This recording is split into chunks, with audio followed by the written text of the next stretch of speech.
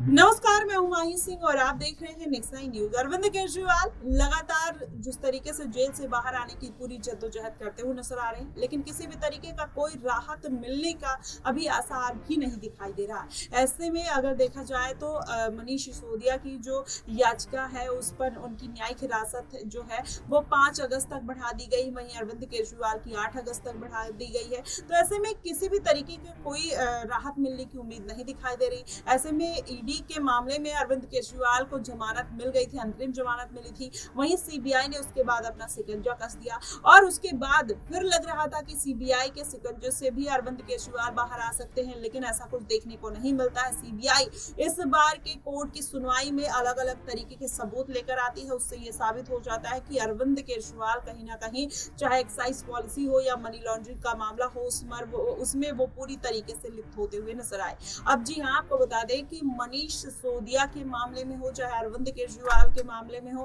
पहले ये माना जा रहा था कि मनीष सिसोदिया जो है वो मेन विक्टिम है, लेकिन अब कहीं ना कहीं इस बात की तरफ सबूत जो मिलते हुए नजर आ रहे हैं उसमें ये बात निकल कर आ रही है कि उतने ही मेन विक्टिम के रूप में अरविंद केजरीवाल भी सामने आए हैं, वो भी एक सूत्रधार के तौर पर सामने आए हैं। अगर ये सूत्रधार अरविंद केजरीवाल का जो प्रूफ है वो साबित हो जाता है तो कहीं ना कहीं इस बात से भी नकारा नहीं जा सकता कि अरविंद केजरीवाल भी 16 महीने से ज्यादा जेल में रहने के लिए कहीं ना कहीं प्रतिबद्ध होते हुए भी नजर आ सकते हैं। जी हाँ, आपको बता दें, अरविंद केजरीवाल 40 करोड़ के मामले में गोवा चुनाव में हेराफेरी का उनके ऊपर आरोप लगा है। सीबीआई ने इसके कई सबूत दिए हैं। वहीं अरविंद केजरीवाल ये भी कहते हुए नजर आते हैं, उनको साफ साफ सुना जा सकता है कि उन्होंने कहा कि पैसे की चिंता मत करो, बस तुम चुनाव लड़ो। इस तरीके की बातें कहीं ना कहीं अरविंद केजरीवाल के फोन से कई सबूत मिलते हुए नजर आए। तमाम ऐसे उनकी पार्टी के नेता हैं जो ये इस बात को कबूल करते हुए नजर आए कि अरविंद केजरीवाल भी उतने ही आरोपी है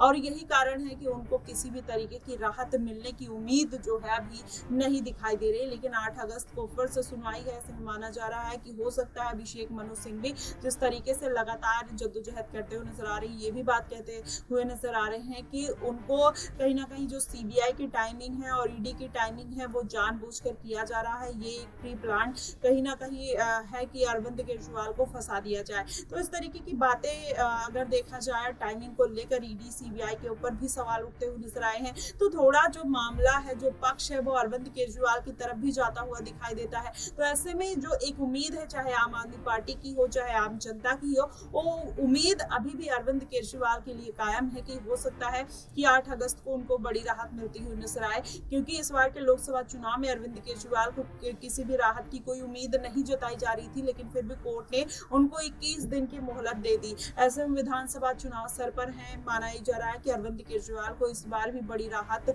मिल सकती है। अगर सीबीआई की तरफ से कोई नया सबूत और भी नहीं दिया गया तो हो सकता है कि इस बार के विधानसभा चुनाव से पहले अरविंद केजरीवाल बाहर आ सकते हैं। लेकिन सीबीआई अगर कुछ बड़े सबूत देते हुए नजर आती है और अभिषेक मनु सिंह भी ऐसा कोई दलील नहीं दे पाते हैं तो जाहिर तौर पर अरविंद केजरीवाल को जेल में ही रहना पड़ेगा। वहीं मनीष सिसोदिया 16 महीने से ज्यादा जेल में बंद है और अभी भी उनके बाहर आने की कोई भी ऐसी उम्मीद नजर नहीं आ रही है कि मनीष सिसोदिया जेल से बाहर आ पाएंगे। अब ये पूरा मामला देखा जाए तो कहीं ना कहीं सुनीता केजरीवाल ने सारी जिम्मेदारी उठा ली है अपने कंधों पर और कहीं ना कहीं वो अब इनको जेल से बाहर निकालने की पूरी जद्दोजहद करते हुए नजर आ रही है। गुंटा रेड्डी का मामला वो उठाती हुई नजर आती है। तो ऐसे में ये साफ है कि कहीं ना कहीं आम आदमी पार्टी अपनी तरफ से भी कोशिश कर रही है कि उनको जल्द से जेल से बाहर निकाला जाए। और सुनीता केजरीवाल हरियाणा में जिस तरीके से चुनावी प्रचार में जुटी हुई है, इससे ये भी साबित हो जाता है कि अब सुनीता केजरीवाल